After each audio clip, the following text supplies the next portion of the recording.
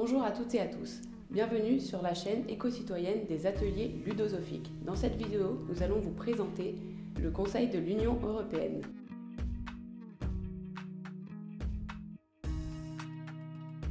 Vous le savez peut-être, l'Union européenne est composée de 3 institutions principales qui forment ensemble le triangle institutionnel européen. Parmi elles, une instance réunit les ministres de chaque État membre, c'est le Conseil de l'Union européenne. Aussi connu sous le nom du Conseil des ministres de l'UE, il se réunit soit à Bruxelles, soit au Luxembourg. Chaque État va être représenté par un ministre qui sera différent selon la thématique traitée. Il peut donc y avoir une réunion des 27 ministres européens du commerce ou des 27 ministres européens de l'agriculture. Le Conseil de l'UE exerce une fonction législative, tout comme le Parlement, mais ici, les ministres représentent les intérêts nationaux alors que les eurodéputés représentent les groupes politiques et les citoyens qui les ont élus. À 27, il n'est pas aisé de se mettre d'accord.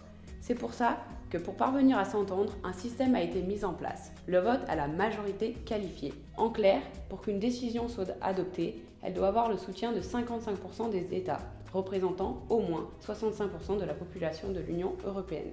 Le Conseil peut aussi faire des recommandations économiques à chaque pays membre pour éviter qu'il soit trop endetté par exemple. Dans les CIM, afin de simplifier les règles de procédure, pour adopter un amendement, la majorité absolue suffira, c'est-à-dire la moitié des voix plus une.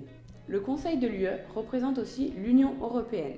C'est lui qui va signer et conclure des accords internationaux passés avec d'autres pays ou des organisations étrangères.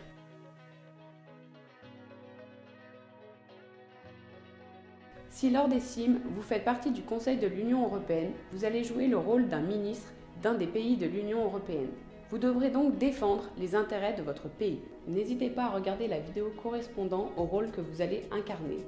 Ministre, eurodéputé, journaliste, lobbyiste ou président. En espérant que cette vidéo vous ait aidé à y voir plus clair, n'hésitez pas à nous suivre et à visionner les autres vidéos de formation. Et surtout, n'oubliez pas, le monde de demain ne pourra se construire sans vous.